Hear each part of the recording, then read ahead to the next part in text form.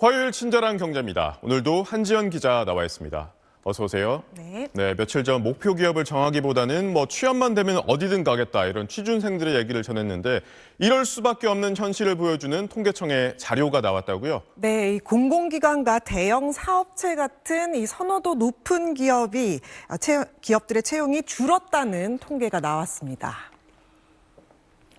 먼저 300인 이상 사업체부터 보겠습니다. 이 본사와 지사, 공장 등 총 직원이 300인 이상인 대형 사업체 중 상당수는 중견기업과 대기업에 속하는데요. 그만큼 선호도가 높고 상대적으로 안정적인 일자리일 가능성이 큽니다. 하지만 취업자 증가세를 보면 계속 둔화하는 모양새인데요. 지난해 월 평균 취업자는 314만 6천 명이었는데 전년보다 5만 8천 명 늘어나는데 그쳤습니다. 이게 어느 정도 수치냐면 2018년 5만 명 늘어난 뒤로 6년 만에 가장 증가폭이 작은 겁니다. 증가폭이 컸을 때는 어느 정도였냐면 2022년 같은 경우 18만 2천 명까지 나왔거든요. 근데 2023년 9만 명으로 절반으로 뚝 떨어지더니 지난해에도 이 36% 떨어지면서 3년째 감소세를 보이고 있습니다. 또 이 질 좋은 일자리로 분류되는 제조업 취업자는 지난해 6천 명 줄어서 전년에 이어서 2년째 감소세고요. 공공기관 정규직 채용도 5년째 줄고 있는데 지난해 400여 곳에서 채용한 정규직이 300명 가까이 줄면서 2만 명 선이 무너졌습니다. 특히 공공기관 신규 정규직에서 청년이 차지하는 비중은 82.5%로 2020년 이후 4년 만에 가장 낮았습니다. 이게 무슨 의미냐? 그만큼 신입이 아닌 경력을 많이 뽑는 추세라는 겁니다. 최근 이 한국은행 조사에서도 경력직에 대한 선호로 사회 초년생이 기대할 수 있는 생애 총 취업 기간이 평균적으로 2년 줄고 생애 총 소득도 13% 하락한다는 결과가 있었잖아요. 이래저래 청년들이 직업 구하기 힘들어지고 있는 상황을 보여주고 있습니다. 네, 월급도 적당히 잘 주고 또 안정적인 양질의 일자리가 줄어드는 상황이니까 아무래도 청년들 입장에서는 일자리 구하기가 쉽지 않겠네요. 네, 이 통계가 그대로 반영이 됐는데요. 쉬었음이라고 하는 청년이 전년보다 2만 1,000명이나 늘어서요. 42만 1,000명으로 조사됐습니다. 이 쉬었음이라는 의미는요, 중대한 질병이나 장애는 없지만 경제활동 인구 조사에서 그냥 쉰다고 답한 사람들입니다. 취업자도 실업자도 아닌 비경제활동 인구로 분류가 됩니다. 이번에 나온 42만 1,000명이라는 수치는 관련 통계가 집계되기 시작한 2003년 이후 역대 두 번째로 많은데요. 첫 번째는 코로나19가 시작된 후인 2020년이었으니까 이걸 감안하면 지금이 얼마나 심각한지 알 수 있죠. 문제는 지금 청년층 인구가 줄고 있다는 거거든요. 줄고 있는데도 이 쉬었음 청년은 오히려 늘고 있다는 건 그만큼 청년들의 구직 의욕이 없다, 일하기 싫다, 이런 걸 반증한다는 건데요. 내가 가고 싶은 직장, 양질의 일자리가 구직 의욕이랑도 직결이 되잖아요. 그런데 이런 게 해결되지 않으니까 물론 이 절박함에 합격만 하면 아무 데나 가도 된다라는 설문조사 결과가 나오기도 하지만 구직 시장에서 이탈하는 청년들도 많이 나오게 되는 건데요. 대책 마련이 시급해 보입니다.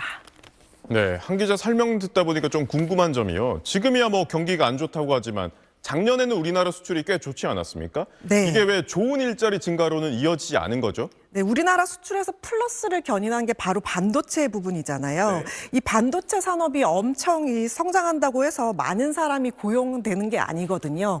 바로 이 고용 유발 효과가 상대적으로 낮은 게 한 요인이 될 수 있겠습니다. 여기에 경기 불확실성이 커지면서 신입보다는 경력직 채용을 선호하는 기조가 공공부문이나 대기업에서 확대된 영향이 크고요. 또 이번 정부의 대규모 세수 펑크와 과다한 부채를 줄이기 위한 노력은 공공기관에서 사람을 덜 뽑는 요인 중 하나로 지목되고 있습니다.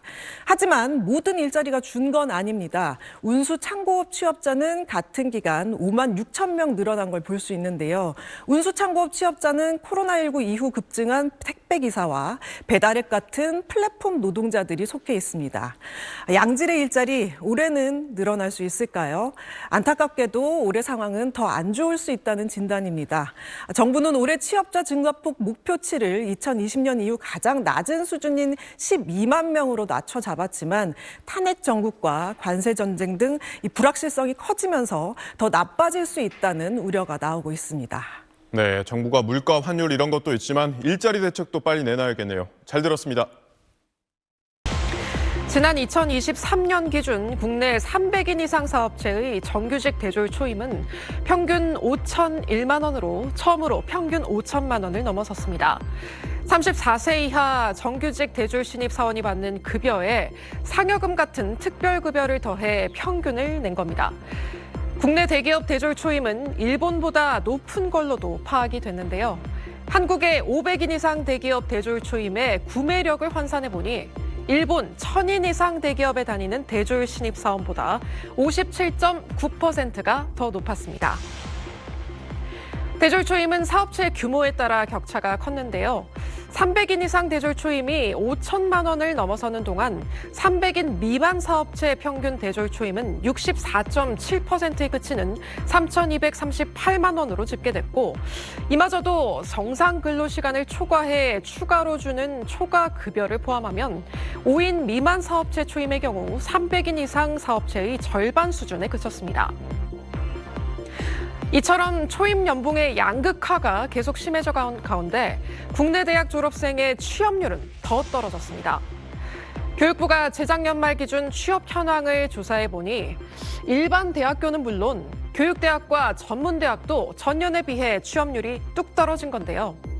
전체적인 채용 규모 자체가 쪼그라든 탓도 있지만 갈수록 커지는 대기업과 중소기업 간 격차 때문에 청년들의 취업이 계속 미뤄지고 또 취업 자체를 포기하는 추세가 커지고 있다는 분석도 나옵니다.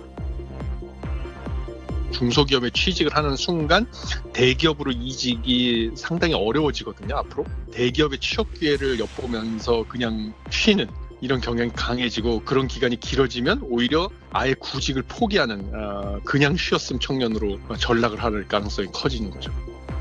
구직 활동조차 없는 쉬었음 청년 인구는 갈수록 늘고 있는데 지난해 11월엔 그냥 쉬었다는 청년들이 40만 8천 명으로 전년보다 17.9% 는 것으로 집계되기도 했습니다. 화요일 친절한 경제에 권혜리 기자 나와 있습니다. 권 기자, 일을 하거나 찾지 않고 그냥 쉬는 청년들 얘기 친절한 경제에서도 몇 번 짚어봤었죠. 네. 한국은행이 이 그냥 쉬는 청년들을 심층 분석했다고요? 네, 이 그래프를 보시면요. 올해 들어서 특히 사회에서 자리를 잡는 연령인 25세에서 34세 사이, 여기서 유독 그냥 쉰다는 사람들의 비중이 급격히 커지고 있는 게 한눈에 보입니다. 아이를 키우거나 아프거나 구직을 하고 있는 게 아니고 학교 또는 취업 준비를 위한 학원을 다니고 있는 것도 아니고요. 겉으로 보기에는 뚜렷한 활동이 전혀 없는 상태인 25세에서 34세까지의 청년들이 1년 만에 8만 6천 명이 늘어나면서 25.4%나 증가했다는 겁니다. 35세 이상의 인구에서는 경제활동을 하지 않는 사람들 중에서 그냥 쉰다는 사람들의 비중이 정체돼 있는 것과 대조적인 모습입니다.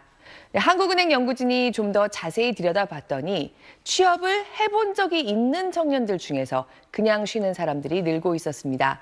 첫 일자리를 찾다가 바로 쉬지는 않습니다.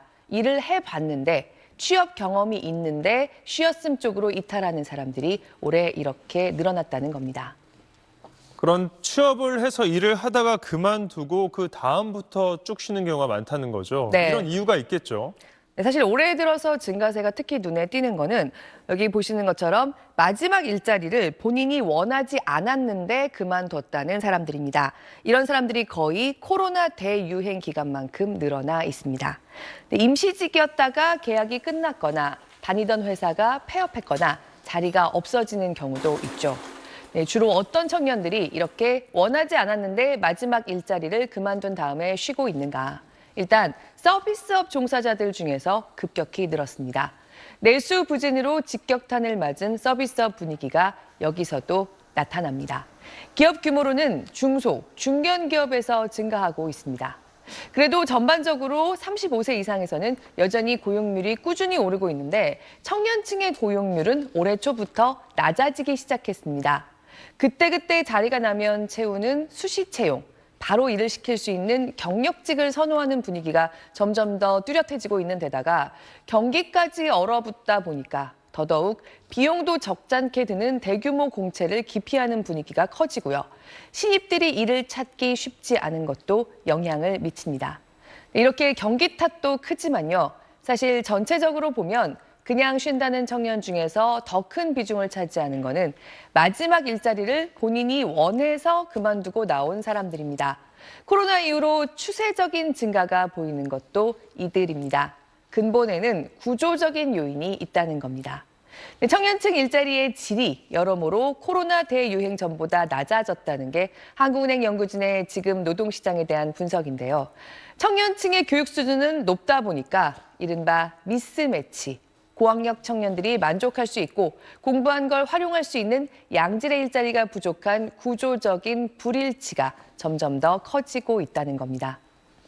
네, 권 기자 말대로 이게 그냥 요즘 세대 이야기다. 이렇게 보고 넘어가면 안 될 것 같습니다. 네, 지금의 신흥 청년들이 일본에서 나타났던 모습처럼 아예 구직 의지를 잃은 사람들로 남지 않을 대책을 강구해야 한다는 게 한국은행의 우려입니다. 한 번 쉬었음 상태에 놓이면 계속 일자리를 찾다가 취직하는 경우보다 취업에 성공할 확률이 현저히 낮아지기도 하고요.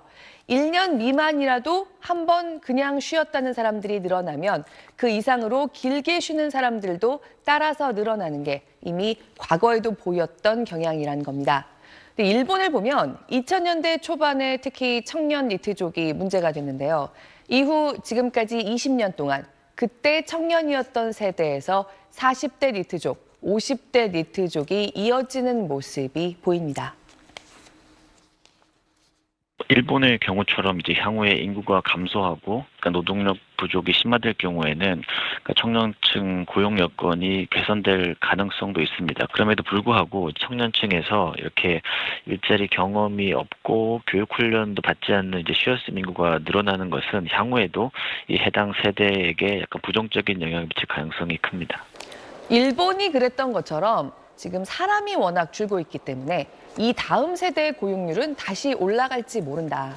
하지만 지금 청년 세대에서 그냥 쉰다는 사람들이 늘어나는 상황을 해결하지 않으면 이 세대에서 앞으로도 일정 이상의 인구가 지금과 같은 문제를 안고 니트족으로 남을 수 있다는 우려입니다. 네, 권혜리 기자 잘 들었습니다.